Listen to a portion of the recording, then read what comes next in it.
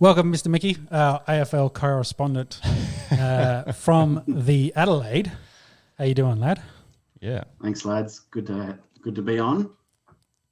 Doing well. How's the weather over there? Hot? Yeah, it's like 36 today, so got the aircon on for sure.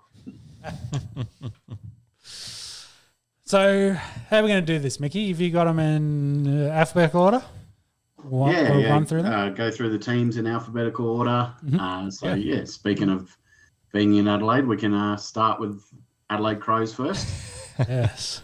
That's good. I guess by way of introduction, obviously we've got the opening round of the AFL season this week.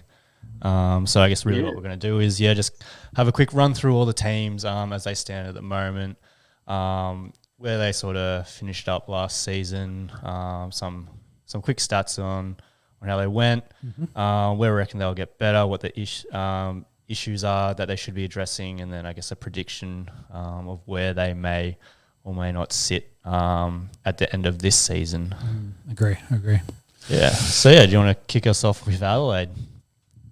Yeah, season's only 2 sleeps away, boys. Actually starting on a Wednesday, which is a bit unusual, but grand final rematch to start the season, and the Ds will be happy to be unveiling the premiership flag at MCG. But let's get stuck in the season preview. So Adelaide Crows finished 2021 with 7 wins, 15 losses, and 15th place. I think where they get better this year, return of Matt Crouch, so former All-Australian, played 0 games last year due to ongoing groin injuries. He's a big addition into their midfield. They also picked up free agency Jordan Dawson, kind of running halfback, winger, even kind of half forward from Sydney. Good long left foot kick. He's a good pickup. And then Josh Rochelle is the 6th pick in the draft. He's looked really good in the preseason. He kicked 3 goals versus Port Adelaide. So there's some of the players that might make the Crows improve a bit this year.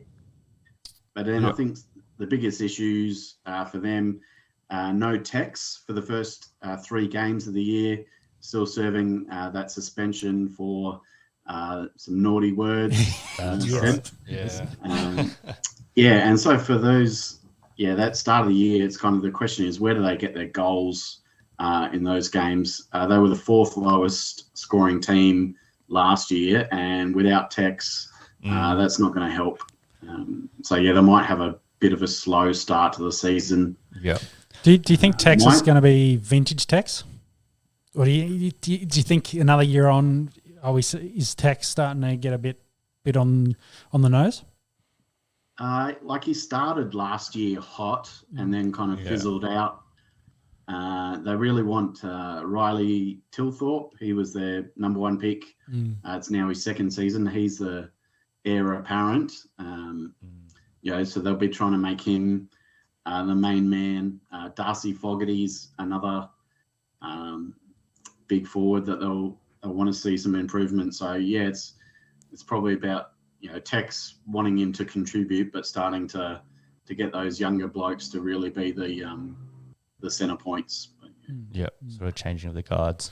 They've also got Freo, Collingwood, and Port in the first 3 rounds as well. So probably not the easiest matches to go into the start of the season. But also not the hardest. Port and the Showdown's obvious one there. That, Freo and they play in Freo in Perth. No, Adelaide. Oh, okay. So so maybe they could sneak one of those. Maybe. So where do you think the Crom finish? Slight improvement? Maybe so they were 15th last year. Maybe a slight improvement to 13th, 14th. I mean, they're still a young team. Still about getting games into the kids. Rochelle, as I mentioned. Harry Schonberg's a midfielder who started to show a bit of promise last year, and then Fogarty and Tilthorpe as the forwards. They want to get games into them. So, maybe a slight improvement, but no rapid rise up the ladder. Yeah, no, that's fair enough. I suppose speaking of slight improvement, Sean, you'd probably be pretty interested in this next team. Yes, I definitely want to see improvement from the Brisbane Lions. So what do we have? They finished last year with 15 wins, 7 losses, and were 4th position. They did, of course, lose in the second week of the finals to the Western Bulldogs by 1 point. Yeah. Yeah, it's a pretty close, disappointing loss in the finals there. So where they get better, return of Cam Rayner, former number 1 pick, missed all of last year due to ACL injury. He's back. And I think a lot of last year, Lachie Neale, Jared Berry, they played some games, but they also carried injuries for long stretches. They look healthy now. Especially Jared has looked on fire in the preseason. He's getting heaps of touches. And then they probably missed Eric Hipwood towards the end of last season. He got injured. I don't think he's ready to go just yet, but hopefully he kind of does the reverse of last year and he comes back towards the end of the season for the finals push and gives them a bit of a boost towards the end of the season. Yeah, I like how you picked out Cam Rayner in that, because from what I've seen, he looks very trim. He came for me. He came into the league maybe a little bit pudgy. Had some of that baby fat, but now he's rounding into looking like an elite AFL forward. So, be interesting to see how he goes to start the year as well. Yeah, well, when he kind of got drafted, he was the next Dusty was the comparison, because he was kind of thick through the hips and the quads and that kind of stuff. And so he's played a lot of forward time because maybe he hasn't had the tank to run through the middle. But if you can add Rayner as a midfielder to Lions and Zorko and Neale and McCluggage running through the centre, you're starting to bat pretty deep in the midfield. Biggest issues I see for Brisbane, they didn't really add anyone. They're just kind of hoping for getting growth from inside, so no real notable free agents or draftees. And then I think Brisbane, they're good to go in the regular season, but can they get over the finals hump? It's in the last 3 years they've been 1-5 in the finals, with 5 of those games being played at home at the Gabba. That's twice they've been 0-2 and out of there in straight sets. So they can't they can't seem to progress into the GF and then into winning the thing. So is that can they get over that hump? Yep. Yeah, still a very young team, but like you say, they do need to take that next step. Should still contend, probably make it into the top 4, but got to capitalise on that premiership window. We've talked a lot about windows, so potentially last year it's open, depending on what happens with Lachie Neale if he wants to go back out west. A lot riding on this season, and a lot needs to go their way. Hopefully they have a really good season. That's fingers crossed. That's the hope, especially from the closet Lions fan on the end of the table. Who's next on the list? The Blue Baggers. Top 4, contend for top 4 again, but I think if this is the year for them to get it done. If they don't get it done this year, then they might miss their chance. But agree. Your Blue Baggers, right. Mickey? Yeah, Carlton next on the list. So disappointing 8 wins, 14 losses, and a 13th position last year. Where they get better, they finally added some midfield depth by adding genuine midfielders. So last year, tried to get Zach Williams as a free agent, make him a midfielder. He's not really one. He's a halfback flanker. This year, they've gone after Chera from Fremantle, and then George Hewitt, who's probably a bit of a sneaky signing during the free agency, but he should provide really good, valuable depth to the midfield. He's a good tagger and defensive kind of midfielder, tackle machine. So, Chera Hewitt really should be there to help out Cripps and Walsh and add a bit of depth to the midfield. Excited to see what Michael Voss does as coach. Second chance. Definitely. Was a fairly young coach when he first had a crack at Brisbane Lions. That didn't work out, but gone back. He's been at Port Adelaide the last few years where they've had some success, and he's probably matured as a coach. Of course, was a fantastic player. So really hoping he, in his second crack at a head coaching gig, works out well. And he's got to fix the big issues last year were our lack of pressure and disposal efficiency. So they're the 2 issues that he would be red hot on fixing. Other issues to overcome for the Blues, I think the loss of Liam Jones to retirement, didn't officially say it because it was COVID vax related, but you could put 2 and 2 together with the timing. But I think he leaves a bit of a hole at centre half back. And it looks like maybe Mitch McGovern might be switched from a forward to the back to fill in that. But yeah, that's a bit of a hole that needs to be filled. And up front, they're super reliant on Harry Mackay and Charlie Curnow. So can't afford for any of those two not to be on the park. Yep. But the problem is that they're pretty brittle.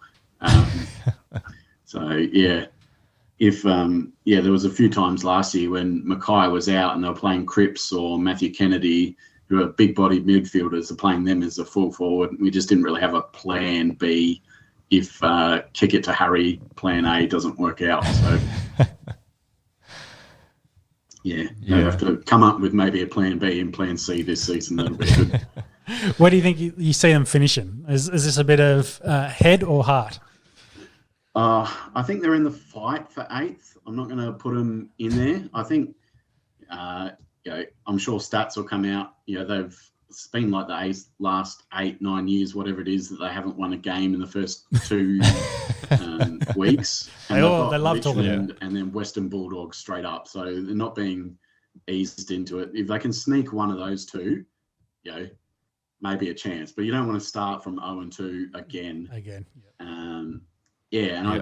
It's hard because you have to look at the teams who are in the top 8 last year.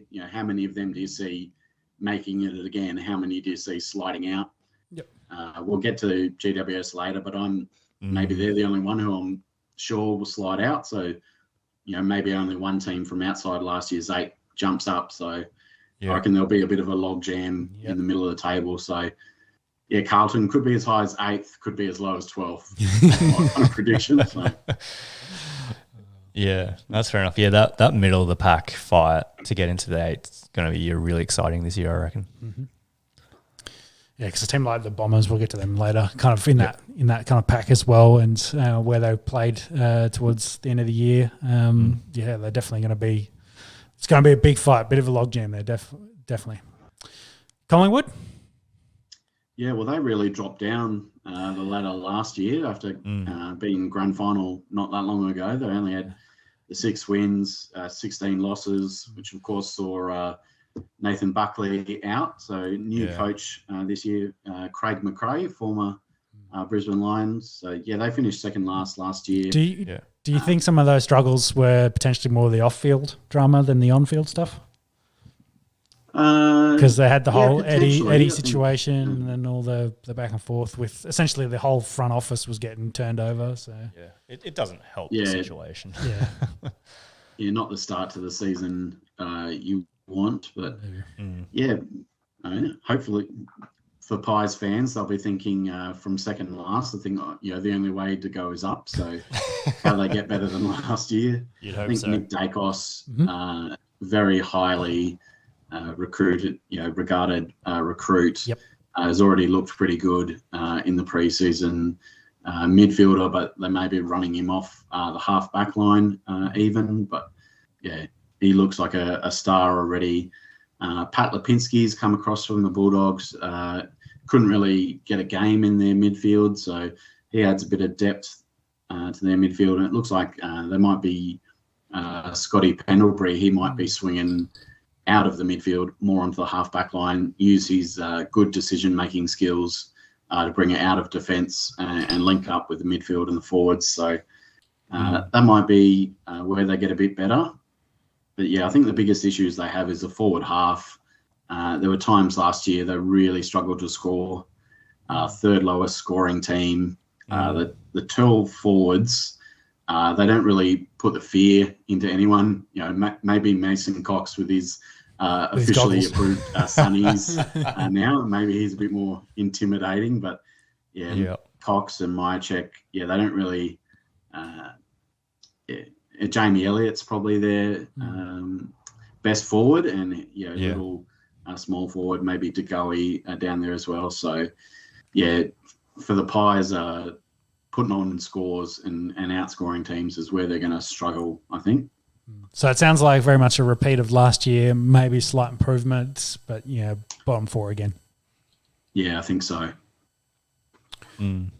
So I think Monk's Bombers up next. Essendon. Finished 11-11 last year, so right at 500. Did finish 8th, so snuck into that spot, but did lose the first week of the finals, getting hammered by the Western Bulldogs by 49. Fair enough. What do you think they've done? Have they done enough in the off-season, or have they gone more of the development? They're focusing on those young fellas to kind of take the next step. Yeah, they had a big draft pool in 2020. Had Archie Perkins, Nick Cox, Harrison Jones. They all made a little bit of an impact, and Perkins in particular has looked pretty good this pre-season. Yeah, so they'll be hoping they can drive the growth and the improvement. And already saw there was some growth from guys like Darcy Parish. He really stepped up last year, became a genuine A-grader. Anzac Day was really his coming out parade. And he won a few best on grounds last year. But Jai Caldwell, who's a guy from the Giants, he only played about a handful of games before he got injured. I think McGrath was injured for bits, Shield, Heppel. They all miss big chunks of time, but if they all play together, that's a really good midfield. Definitely. I really like if their midfield can keep healthy. I think they'll do very well and this season. And I think probably one area that I wanted to touch on was they also picked up Jake Kelly from the Crows. So hopefully help solidify that back line as well a little bit.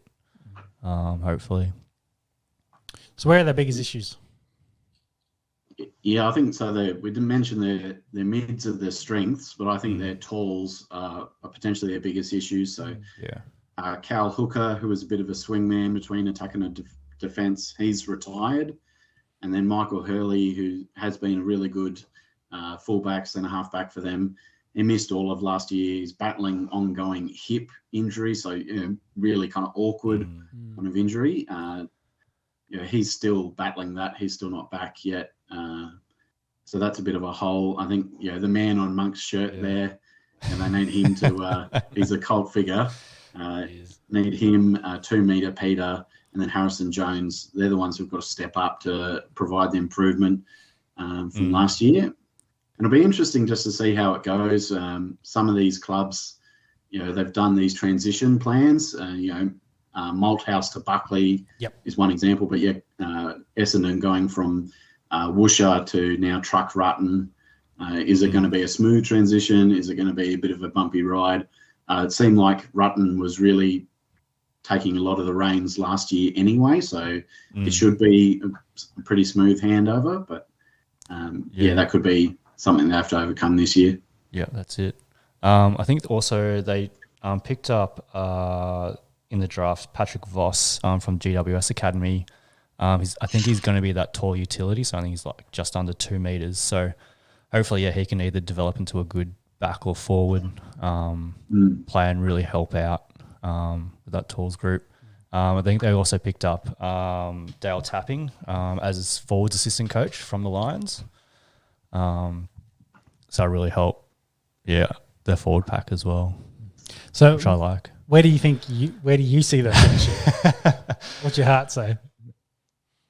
I can't. The notes there are 6th as a ceiling. I can't see them getting past the 6th. I think your top 4 is almost pretty set at this point.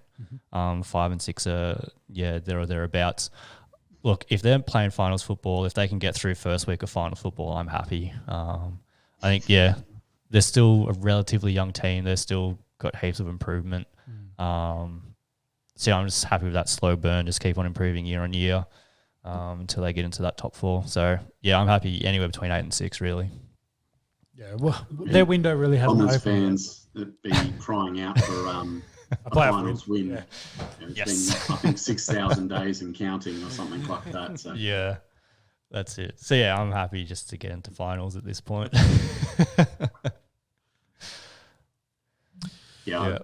I hope they make it and then lose first week, so it'll be funny. Oh, you're an evil man. Brutal. Yeah. Up next, we're going to talk. Continue on. Yeah, we'll talk about Fremantle. They finished 10 wins with 12 losses in 11th position. Sorry, space. What was I saying? Space. Position. Where do you see them getting better this year, Mickey? Yeah, so they got a couple of young mids who really starting to show like they're quite highly drafted and they're starting to live up to the potential. So Andrew Brayshaw was a number 2 pick. He's really looking quite strong. Caleb Sarong. So those 2 guys continuing, hopefully take some of the pressure off Nat Fyfe and Dave Mundy as the older boys in the midfield. Improvement from those guys. Young running defender Hayden Young. He's showed really good signs, good user, left foot, long left foot kick. But he's only played 13 games across 2 seasons. Yeah, they'll really be hoping get more out of him this year, get a bigger impact from him. Do you think though their season is dependent on Nat Fyfe? Oh, yeah. I think they've got Nat Fyfe and then Matt Tabner, 2 crucial players from them. You could probably throw Sean Darcy in there as their ruckman, but Fyfe, he's too tough for his own good sometimes, doesn't preserve himself very well, throws himself into some dangerous situations. What's he been struggling with? Shoulder injuries? His shoulders are a bit banged probably up. from carrying the team for the past 10 years, but he's a little layup of a joke there. But Matt Tabner as well, he's actually been a bit of a project guy at full forward, and when he's on the park, he's producing nicely. But hasn't been. He played 16 games last year, so missed 6. They'll be wanting to get full seasons out of those guys. Definitely. Yeah, and I wonder for Freo. So they picked up Jordan Clark from Geelong, a bit of a speed guy, runner, and then Will Brodie is a bigger body inside mid. Picked him up from Gold Coast Suns, and I'll be hoping between the 2 of them they can kind of cover the loss of Chera, who was starting to look pretty good for Freo last year. And I don't see them changing much from last year. They're in that middle of the table log jam between 8th and 12th, similar to Carlton, GWS, some of the others. So, maybe some improvement, but, is it going to be enough to push them up, into a genuine finals contender? I'm not convinced. Yeah. I really liked what Darcy was doing last year. Really came on strongly as a ruckman. So potentially that with the support of the others, the health, they could maybe challenge that 8th spot. But outside of that, I think they're going to struggle again or get stuck in that logjam, as you say. I think the season success, they won, I think it was about the first time in 6 years they beat West Coast last year. So, if they can win 1 or 2 games against West Coast, they'll probably count it as a success.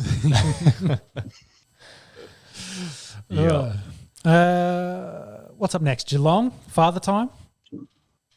Yeah, the old boys.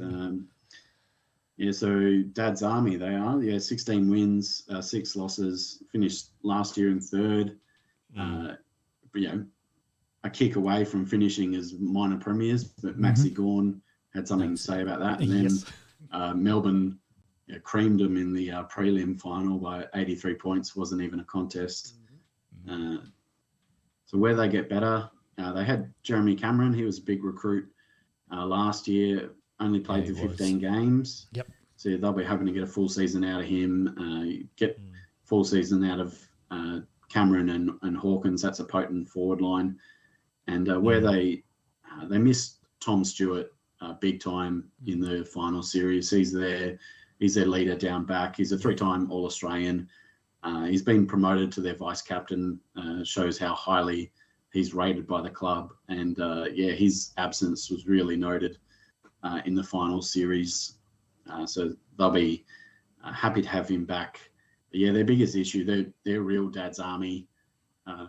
This was a bit of pot kettle stuff when I was going through these notes. Saying, they've got all these players over 30, and then you realise all these guys are the same age as you. But, yes, that's it. So they've got 11 players, 30 years or older. So when you have 22 on the field, in your lineup, and half your team's over 30, not great. So you do wonder if they have enough speed to compete with the other top four hopefuls. That's the AFL. They want to see faster footy. Last year with the new stand, man on the mark rule, they wanted to see faster footy. So in the past, when Geelong's been up there, they've had the option to rest key players. But are they going to be up the top of the ladder, with enough of a lead to rest key players? I don't think they will. So all these older guys are going to have to play week in, week out. Are they going to have enough energy come final series again? So that's it. You're really putting a lot of pressure on the younger players to sort of, I guess, bridge that gap in terms of, I guess, the speed and agility that they see. But that being said, you look at that list, like they're pretty handy players as well. Like you wouldn't not want to have those guys on the field for you as well. Just having them all together makes it a challenge. I feel like they're gatekeepers. I think your prediction there, probably in that 5th to 6th range, is probably right. I always feel like currently with the way the league is, to win a premiership, you've got to go through Geelong. So that's why I think they fit right there as the gatekeepers. If you can play a tough, grindy out game against a veteran side like that, then you've put yourself in good stead to potentially make a run at winning a premiership. So I think it's a fair kind of spot there, being a 5th or 6th. Yeah, I mean, they'll win their fair share of games at home, and they play their home ground really well. But I think 2020 grand final, third quarter, Dusty shut their premiership window. So, I think they'll be in the finals. But like you said, a bit of a gatekeeper for the clubs that are going to compete for the premiership. Someone that's probably not going to be competing for a premiership this year is going to be Gold Coast. They had 7 wins and 15 losses for 16th. I don't see much improvement, unfortunately, for the club. Potentially going to be bottom again. What are your thoughts here, Mickey? Yeah, I think Matt Rowell is the one that people are hoping to get around. He's kind of in his third season now. Showed a bit. He stormed onto the league in his first season, and then has had knee and shoulder injuries. So, everyone's hoping that he gets back to the form that he showed when he first debuted. Jared Witts, their ruckman and their captain, he only played 3 games last year due to an ACL. So they'll be happy to have him back. He makes a big difference for them. But their biggest issues, I think, is where do they score points? They were the lowest scoring team last year, and they've lost Ben King, their full forward. He's already gone for the season due to an ACL, and he's the guy that they couldn't afford to lose. He kicked 47 goals last year. The next highest was Josh Corbett with 23. So King had double, anyone else. So they've picked up new recruits. Marbiel Chol, he's come across from Richmond, seeking more opportunities. And then Levi Casbolt, I think he retired then unretired, which is probably the chat of the day. He's ended up at Gold Coast as well. So they'll be hoping those guys can kind of fill the Ben King-sized hole. But, I think my prediction, I see these guys, running last. And I think unless Matt Rowell gets on a heater, you have Suns fantasy players, you probably aren't tuning in to watch this team unless they're playing against your team. Just by default, Yes. Not a late viewing. It's about their 11th or 12th season as a franchise, and they've been a bit of a disappointment. They're probably not changing that this season. No. And after all the support they got to stand up the franchise and to get all the things through, it is a bit of a disappointment. We don't need to talk about long term if the Gold Coast are going to stay there or whether they'll have to move them elsewhere. But yeah, it's if you're a Gold Coast fan, dire times ahead, I think is what we're saying. Tassie keeps petitioning the league for a team, but I don't know if you can move a team called the Suns down to Tasmania. The wet and miserable rebranding. Yeah, I did to rebrand that one. Yeah. What do you reckon the fix for the Suns is? If you can sum that up quick, like good players. Yeah. Yeah, I mean it's really hard to know because it seemed like when Ablett was there, they were getting improvement, and then their first coach was Guy McKenna, and they sacked him, and they probably went too quick on that one, and they've kind of been since then. It's been a bit of a basket case. So recovery. I think some of their young players are committing to staying at the club. They did have a bit of a problem of guys like Tom Lynch, Charlie Dixon, Dion Prestia, some of these big recruits that kind of left. So it does seem that some of their guys are hanging around. So maybe just a bit of patience. Yeah, that's fair enough. Well, whether the league will give them that patience or not is going to be the chat going forward. But like I said, not a great outlook on the future.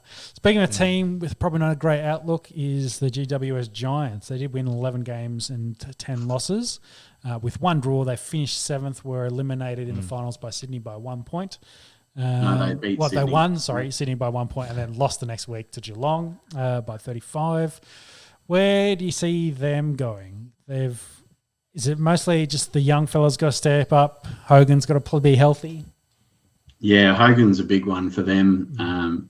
So played 9 games last year, decent output, 20 goals from those games. But he was kind of they have Hogan and Himmelberg, and then last year they had Jeremy Finlayson as the kind of 3 talls. But Finlayson's he's at Port Adelaide now, so it's really on Hogan and Himmelberg to be the key bananas up front.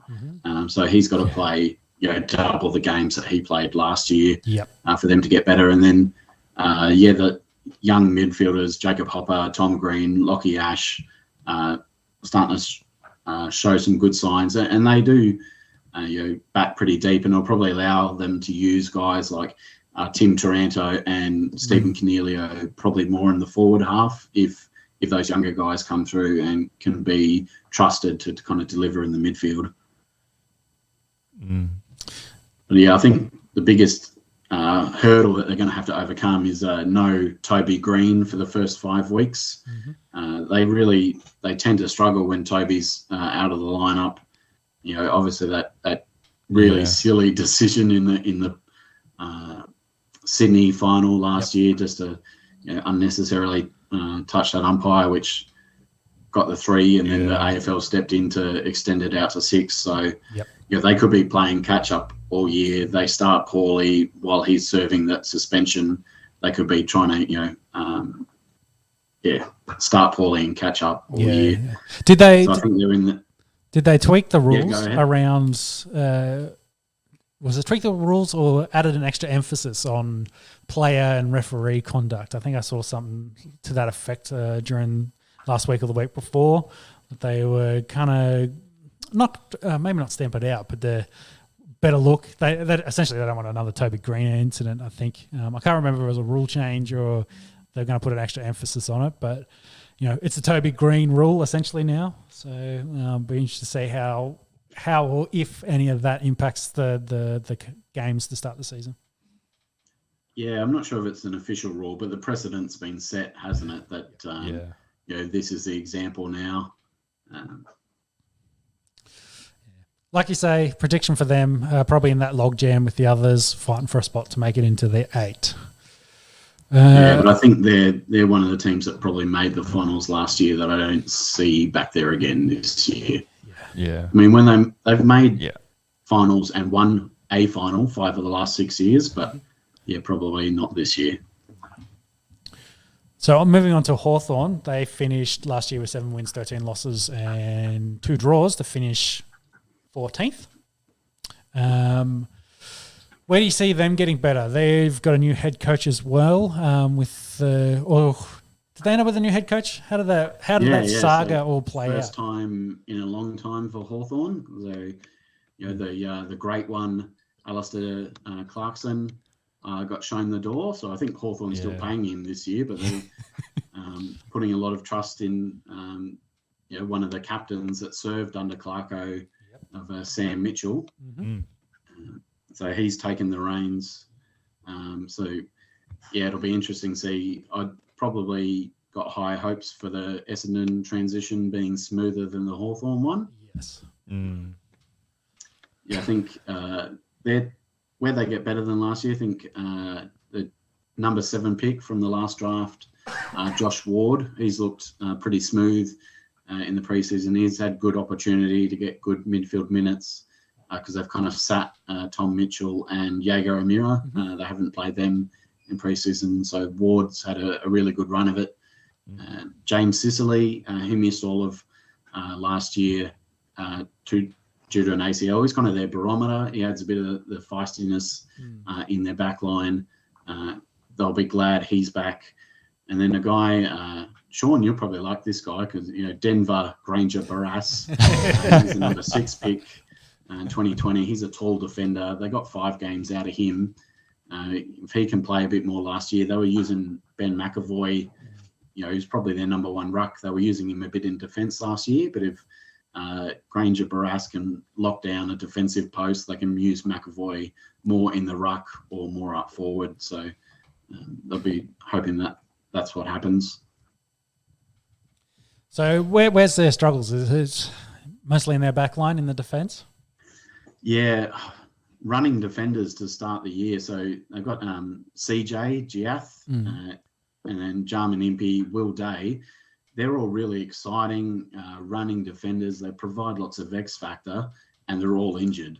I think Giath may be a question mark whether he can actually get back a bit earlier than they think. But yeah, without them, they're just a bit vanilla. These guys really provide the X factor, and I think. We said, though, where'd they finish last year? It was 14th. 14th, yeah. That was probably a bit higher than they deserved. They kind of got a bit of a bump at the end of the season when, it was announced that Clarko was leaving. Yep. It seemed he waved the magic wand one more time, got a few, 3 wins and 1 draw to kind of finish the season, kind of bumped them up a few spots. But, for most of the year, they were bottom 2, bottom 3. So, I see them probably sliding back down a couple of spots because, that run towards the end probably bumped them up a bit higher than where they should have been. Yeah, probably competing with Gold Coast for the spoon, we think. Speaking of a team that won't be in the bottom half, it'll be probably out of the top, leaping the competition last year. We got Melbourne. They finished with 17 wins, only 4 losses, 1 draw. They, of course, finished first, were the premiers, and won that grand final by a small margin in 74 points. So very dominant display from them last year. Do we see them continuing as this the start of a new dynasty? What do you think? Yeah, the AFL kind of, it seems to have a bit more of these dynasties, Brisbane Lions in the early 2000s, and then Geelong was strong for a period. Hawthorn and then Richmond. So it does seem to have these kind of, once you get to the top, you do kind of tend to stay there for a little while. I think they're going to really enjoy playing in Melbourne this year. Yes. Plenty of good times ahead for D's players and their fans at the G. Yeah. They're going to love that. Biggest issues for them, I'm having a clutch at straws to find any because they didn't lose any key players to free agency, retirement. Oliver, Petrarca, they're right in their sweet spot of their careers. A big loss maybe for them was fitness guru Darren Burgess. He's really helped Melbourne last year. He's now joined Adelaide. And potentially with him and his fitness expertise, they really had a sweet injury run last year. They really only lost Adam Tomlinson to an ACL, and then Harrison Petty. He was a very serviceable replacement. So they're going to get another golden run with injuries, or they're going to have to battle a bit more than they did last year. So, but yeah, I think, if they get their best team on the park week in, week out, I can really see them back in the grand final once again. Yeah, 100% agree. This time at the MCG. Yeah, 100% agree. Consistency is probably going to be their challenge this year. Like you said, keeping everyone healthy, keeping them all on the park, putting long periods of wins together and, dominating the competition, not playing down to the competition's level. So they did that a little bit last year. But, I think if, they stand up for the big games and if they can keep that up, they will put on a lot of points this year. Yeah, well, that's a very good point because they did lose to Adelaide and lose to Collingwood last year, and then, who are down bottom four, but then whenever they played a top four team, seemed to turn it up. So, making sure that they're on song against the lower clubs can be an area that they can improve. Mm. So then we got to talk about another Melbourne club up in the north, though. North Melbourne finished with 4 wins, 17 losses, with 1 draw for 18th place for them. I guess it's only up for them. Well, I guess they can finish last. They could finish last again, but everything else is upwards. So can only improve. Yeah, what do you think for them? They did get the first round pick, and he arrives into the squad. What do you think for them? Yeah, so Jason Horne-Francis, as you've just alluded to, he's going to bring some improvement. I think it's now their second year under coach David Noble. So players are now familiar with him and his way of doing things, how he wants them to play. They'll probably be a bit more settled this year than last year. I think Jai Simpkin, Luke Davies-Uniacke, a few of their younger midfielders, they started to show some real improvement towards the end of last year. So they'll be hoping they can take another step up this year, a few more games into them. But the biggest issue is, I think, just a lack of genuine A-graders. And sadly, their best player for the past few years, Ben Cunnington, he is currently away receiving treatment for testicular cancer. I think it's his second round of treatment. So, that's sad news. And, first and foremost, he's got to get healthy before worried about, whether he's going to play football again. But I think he did make an appearance at one of the training sessions over summer just to say hello to the boys, and that was quite a boost for the whole club. So, we'll be hoping he can get back. But, his loss is not one they'll have to recover from. Yeah, definitely. Yeah. You've got them there with 6 wins as a prediction, which is 2 more, of course, than last year, which would be a good result improvement. Hopefully bump them out and not get the spoon. My question was going to be, though, how many games do they play in Tasmania this year? Because I think most of their wins come from when they play down in Tassie. True. That would be my question. How do they have more? Are they going to play? What did they play last year? They play 4 games in Tassie. Yeah, they probably had a bit more than normal last year because of COVID. Tassie seemed to be a place that got a few more games. I think both Hawthorn and North Melbourne usually play about 3 games down in Tassie. So, so then they've got to maybe find 3 wins outside of Tasmania. Exactly. Yeah. What do you got there? So, it looks like they're booked for 4 games at Bloodstone Arena. So they need to find those 2 games outside of Tasmania to get to your 6-win prediction and hopefully avoid the spoon. Where are we? Back to Adelaide. Port Adelaide this time. They finished second, of course, last year. 17 wins, 5 losses. They won their home qualifying final against Geelong, but then lost the prelim final against Western Bulldogs by, again, another small margin in a large 71 points. Where do you think they go to from here? To me, it's felt like in that final, they lost their marbles, maybe is the analogy. It just kind of all went out the window and they got run over. Do you think they're lacking something veteran-wise, some steals and medal? They just really got jumped in that first quarter. I think the Doggies put 6 goals on them, and they kind of put their heads down and tail between the legs and kind of rolled over a bit easy. Yep. That kind of happened in both the prelims last year. But where they're hoping they can get better, I think their young brigade of Zach Butters, Connor Rosie, they're really hoping they can take the leap because they're now in their 4th season. All first-round draft picks who showed promise in year 1, a bit of improvement in year 2, but then last year, both of them missed big chunks of time. Rosie only played 6 games, Butters 7. They're the ones who provide the X factor, who can provide the improvement for Port. So Butters and Rosie will be the ones that are looking out for them to see if they can improve. Port will improve. But the biggest issues, I think, Peter Laddams, he was the kind of like number 2 ruck. He's now gone to Sydney, and so the question: who's going to support Scott Lysett as their ruck when Lysett needs to rest? Who's the kind of second option? Because they've got the 4 tall forwards in Charlie Dixon, Mitch Georgiades, Todd Marshall, and then Jeremy Finlayson from GWS, but none of those really stand out as a genuine option. I think Charlie, he takes the rucks inside forward 50, but they're not going to move him up into the midfield or the defensive side to kind of ruck while Lysett's on the bench. So, that's probably a big loss for them, losing Laddams. And then I think Port Adelaide, a bit similar to Brisbane, they've lost home finals. So they've lost home prelims the last 2 seasons when most teams haven't had the luxury of playing at home.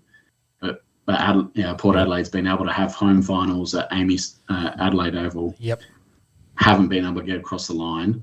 So do they have what it takes to make it to the GF and win the GF? So I see Port and Brisbane as very similar this year. They've both been up the top for a little while, but haven't been able to climb the mountain all the way. 100% agree. And so I think again, should be up there contending for top 4, but I reckon if it doesn't happen this year, that's the premiership window closed. Yeah. Definitely agree with that, Mickey, and those sentiments. And whether they've got what they need, this is probably the same problem Brisbane have got, whether they've got what they need to tip them over the edge is the question. So we'll have to see coming season. It'll be interesting to watch. Something else that'd be pretty interesting to watch will be where Richmond ends up, because the dustyless Richmond ended up being 9 wins, 12 losses, 1 draw to finish 13th, to be missed the finals for the first time since 2016. I think a lot's going to be riding on where they finish on how, seems like Dusty's back and he's all healthy, how far they will go with that squad. But I think, as you list, is one of the big issues here, very much like Geelong, they're starting to get a bit long in the tooth. So what are your thoughts with Richmond there, Mickey? Healthy Dusty does make a difference. I think he can still win a game off his own boot, but he's not 2017 Dusty that kind of just took the league by storm and probably had one of the greatest seasons ever. He's not going to do that again in 2022. So he can still win a game for him, but he's not back where he used to be. But much like Melbourne, I think they're going to be loving being back at the G. During their dynasty there, they were almost unbeatable at the G. Tiger Army loves getting out, supporting him, make that huge roar. They'll love that this year. And then addition for them, Robbie Tarrant. He's a fullback come across from North Melbourne. Adding him into that back line, I think it gives them more flexibility with how they use Noah Bolter. He could keep him in the back line, or they could swing him up forward. And then Dylan Grimes as well. He doesn't have to take the big, strong forward. You can have Tarrant do that, and Grimes can be used with a bit more flexibility. So there's some areas that the Tigers will get better this year. As we've said, they getting a bit older now. Do they still have that speed that there was a trademark when they were just winning, the move the ball on at all costs and just outrun teams? Do they still have that as they've got a bit older? Do they? And is Shea Bolton still playing for them? Do you think he can fill that role as as their quick, fast middle dude? Yeah, I think so. I think they've been trialling Daniel Rioli, who has been a forward for them. They've been trialling him on in the back line. So again, try and run some speed. But yeah, Bolton, I think Bolton's one of those players that plays better when Dusty's in the lineup. He has to shoulder a bit more of a load than he probably can bear when Dusty was out, trying to be Dusty 2.0. But they can probably use him in a bit more of a forward half role when Dusty's in there, rather than having to run Bolton through the centre bounce kind of thing. But they've got Cochin is no longer the captain for them. They're now handing over to Dylan Grimes. So it'll be interesting to see how that goes from under Cochin. Notoriously during their kind of premiership era, kept things very light. You could see them at quarter time, three-quarter time, having a joke in the huddle. Things were very relaxed. It'll be interesting to see what kind of captain and what kind of leadership style does Dylan Grimes bring to the Tigers this year. So I've got them in there in the 8 to 12 log jam, but of that log jam, probably the most likely of those teams to make the 8. Yep. Yeah. Okay. Yeah. They've still got that veteran talent like we talk about, that they will challenge those guys with the younger up and comers. So, that's as long as, I guess we said as long as they stay healthy the whole season through. Yeah. I think Dusty... That's a big question mark. Dusty's injury last year was more of a freak injury than something that's kind of going to be reoccurring. So I think he'll be back and he'll be good to go for the whole season. So not too worried there. And, having Dusty around, like Mickey said, is going to win them a lot of games. So, yeah, fair comment. St Kilda up next, finished with 10 wins, 12 losses in the 10th spot in that logjam we have mentioned. Where do they get better? Yeah, I mean, it's a bit hard with the Saints because they're a bit, you're not quite sure what you're going to get last year. I think they, as the record shows, they didn't lose too many in a row. They never won too many in a row. They're kind of up, down. But where they might get better, I think they've struggled to find a good role for Brad Hill since he joined the club, former Hawk and former Docker. But maybe found a spot for him on the half-back line, providing that run, plenty of dash, could be, could cement him in that spot. And I think Jaron Geary, he was a bit of a strange choice as a captain, probably not well known outside of St Kilda, but now Jack Steele, he's a skipper. He had a fantastic year last year, came 5th in the Brownlow, second best and fairest, second All-Australian. And then, if the Saints can follow his lead, put on that cape, man of steel, and I think he's a smoky for the Brownlow, I would say, this year, because a few of these doggies and Demons guys, they're loaded teams, but Steele is by far and away the best player on his club. Oh yeah, and he's a enforced former Canberra lad, so special place for us. But got to get it around him, So, what are their issues, Mickey? Health? They're struggling a little bit? Already. I think every team, obviously, health is an issue, but already some dramas at Moorabbin. Hunter Clark broke his wrist in the Amy Community Series match, and Jack Billings did his hamstring. So they're going to be out for the first month. Nick Caulfield already lost for the season with ACL, and then Paddy Ryder, is a question mark for round one with an Achilles. He's a bit long in the tooth now. When Ryder and Marshall played last year, they won more than they lost. So he's an important one for the structure of their team. And then Zach Jones, he's taken time away from the club to deal with mental health. So, who knows? The timeline on that isn't, certain by any means. So, some key players for St Kilda are already missing, and we haven't even got to round one yet. That's not good signs. So, protection looks like probably in that logjam. Again, probably competing, depending on which St Kilda team shows up for you week in, week out. stuck in that logjam of 8 to 12 and playing their way into the finals. Yeah, I think so. Probably just 10th last year. You can see them probably doing that again. Yeah. So what do we got next? Sydney, the last one? No, we got West Coast afterwards. Yes. So, and Bulldogs. I was just trying to. I can't count them, so I was just trying to work it out. So Sydney up next. They finished 15 wins, 7 losses for 6th place. They were eliminated in that final by 1.2 GWS. Probably should have won that game by all accounts. Were trailing by 6 points and kicked 5 behinds in a row, so that doesn't help your chances. So I think of all the clubs we talked about, Sydney for me feel like the one outside of Buddy, of course, on the ascendancy. Like they've got a good young core.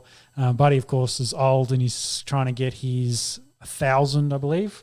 He's still 1 or 2 short of that. He's 995. So 5 to go. So outside of that, but I think the rest of the clubs kind of done real well last year and probably went over as where they thought they'd go last season with that young talent. So hopefully that young talent can take another step and move them forward. Yeah, I see them really improving. They really improved last year, but I see them continuing on.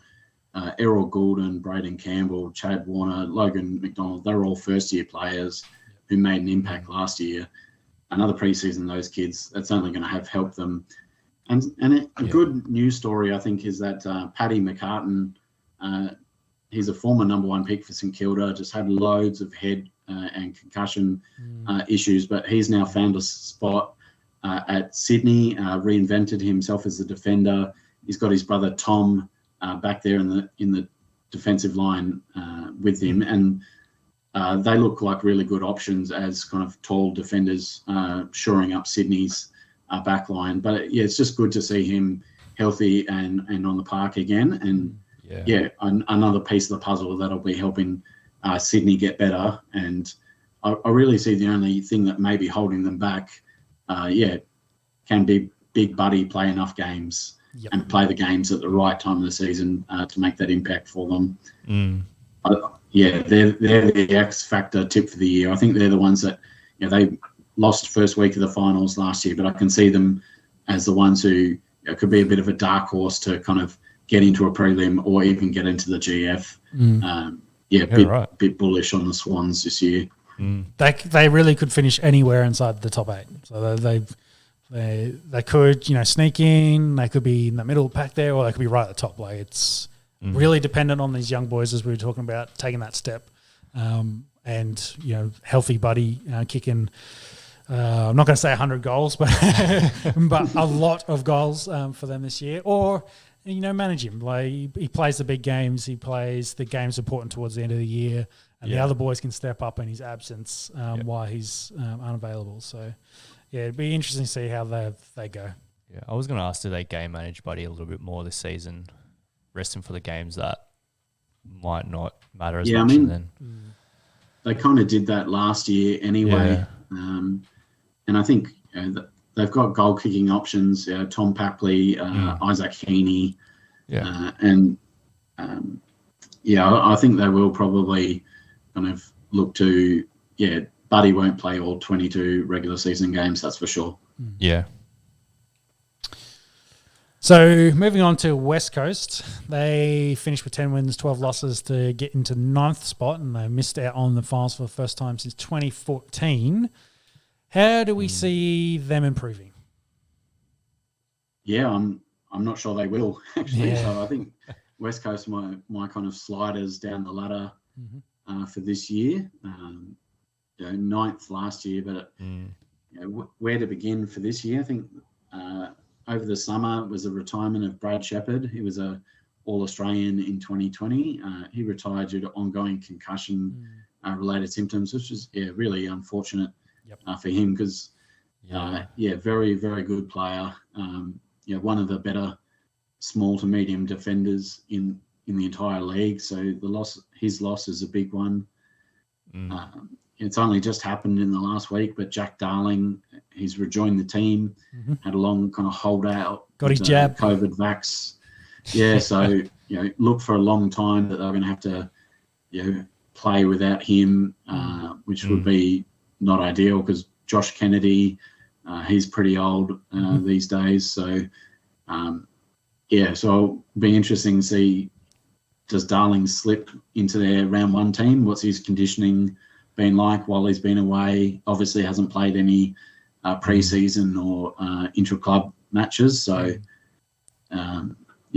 whether he requires a bit more conditioning before he gets out on the park. But a bit like St Kilda, but worse. They've already got a long injury list. Oscar Allen, Liam Duggan, Dom Sheed, Elliot Yeo, they're all missing round one. Luke Shuey, captain, he's questionable with hamstring. He's just his hamstrings must look like Play-Doh. They had consistent issues, but I mean, Sheed, Yeo, and Shuey are that's their first choice midfield, and that 2 out of the 3 are definitely out, and the third is a question mark. You don't want to be going into the season like that. So I've also I kind of see them dropping down to maybe around 13th or 14th, which is a bit unusual. The West Coast, one of those teams that they just seem to be able to find a way to compete year in, year out, and win the bulk of their games over in Perth. But I think this is a year that they kind of slide down the table a bit.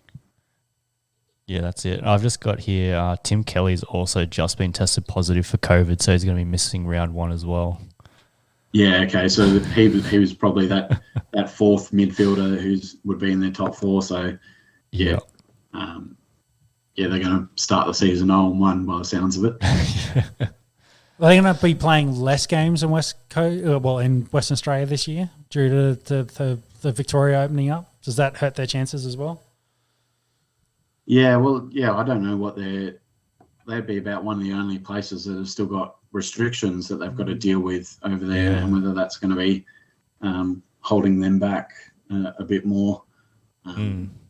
Definitely won't enjoy some of the home field advantage that they've enjoyed in the past few years, I think. Yeah, definitely. So then I think we're on to the last one. Doggies finish up. Yeah, Western Bulldogs, they did finish last year with 15 wins, 7 losses, and were 5th. They were midway through the third quarter. Looked like they would be premiers before they get murdered by the Melbourne. Where do we see them improving? They did have a really good list last year. They do get Dunkley back, I believe, after his ACL. So what are your thoughts on this club? He had a shoulder injury, Dunkley. Who am I thinking they did the ACL? I mean, obviously, had a great season last year to make it to the grand final. Yeah. I think they've got the deepest midfielder in the league. Easy. Got Treloar and Dunkley were a bit underdone last year, but you add them to Bontempelli, McRae, Libba, and Baz Smith. That's a 6 deep midfield that's better than anyone else for sure. So keep running those guys through there. They're going to win plenty of games for the Doggies. I think another area they can improve is improvement from Jamara Ugle-Hagen. Mm-hmm. Of course, quite I think he was number 2, but essentially number 1 pick because he was through the academy from 2020. He only played the 5 games. On a fairly modest output of 7 goals in those games. Can they get improvement out of a 19-year-old in his second season, get him to take another step, another kind of string to their bow in their forward line? And I think a big one for them, you saw for Melbourne in the grand final how important Max Gawn and Luke Jackson were in the ruck. Yep. The Doggies for the ruck, the Tim English, Johnny English is Sean likes to call him, now into his 6th season. He's played the 69 games. It kind of takes a time for those bigger boys to develop, to put on a bit of muscle, but it's time for him now, 24 years old, to really take the step up and be the player who the Dogs are hoping him that he could be. So if he can improve and feed that deep midfield that we just identified, they can get better than last year. Yeah. I got my Joshes confused. The other one was Josh Bruce that I was thinking of. Yeah, he did miss out, ACL. So I think he won't be good to go for the start of the season, but potentially midway through season he comes back. Yeah. I think there's some stuff on social media showing that he was running around back at the start of January, but they don't reckon he's going to be back until around about August at the earliest. That's pretty late. Yeah, that was about the time I think he did his injury last year. It was like round 17 or 18, so it was pretty late in the season. Very unlucky for him. Yeah. Hey, if they're doing well, that's a good inclusion to have to make a finals push. Well, that's a good finals run once he gets back in there. Yeah, definitely. So besides the mental scars, is there any other big issues you see for this club? They just got to take that next step. Yeah, and that was, has conceding 17 of the last 18 goals in the grand final. Is that going to leave a scar? It'll be interesting. It's very good from the AFL that just first up, grand final rematch straight away. Can doggies, they look across from them and they see the guys who just belted them in the grand final. Can they get their revenge straight away? That's going to be really telling, I think. And they've had to sit with that performance all summer. Has that been fuel to the fire to go one step better, or has that kind of crippled them? So, but I think no reason why they won't be pushing for the top four and pushing even to go one better than last year again. Very deep list as we've been speaking about. Yeah, agree. They're definitely in the top four. So to finish us off, I wanted to ask, who's your grand final? Who's your pick? Yeah, so I think I've identified potentially, the two grand finalists from last year, Melbourne and Dogs, and then Sydney as the kind of three teams that I think I'm really hot on. I'll go Melbourne Sydney grand final. I'm going to be a bit biased and stick with the favourites here, but I think I'm going to go with a D's Lions final. I hope the Lions get in there. But I think D's, by all accounts, hot favourites to repeat for me. Ms. Monkey? That's an interesting one. A lot of those teams make so much sense. D's definitely have a good run at it. They definitely get back in there. I'd probably go... anyone, Cats, Lions, or Swannies, I reckon, could be in there. I mean, Dogs could be in there again. It's just really hard to pick out of those, like that top four. Those five teams we mentioned, there's 5 or 6 teams that are definitely in the running. We've got one clear favourite in the D's and probably a close second there with the Doggies. But any one of the others, again, on their day, can make a push, get a win, and then be playing in a grand final. So another very interesting electric season to come our way in the next 22 weeks? So 2 days. It starts in 2 days, Wednesday. Yeah. Of course, I want to say thank you to you, Mickey, for joining us to finish off the potty this week as our AFL correspondent. Thank you for jumping in. Good to join you, boys. It's good to chat. Get into the footy, and that's it. Super excited for the season to kick off. Definitely. Very much so, definitely. Well, we'll let you go, Mickey. Thank you for joining us. Thanks, lads. We'll chat soon. See you later, mate. Catch you later, boys. Catch ya.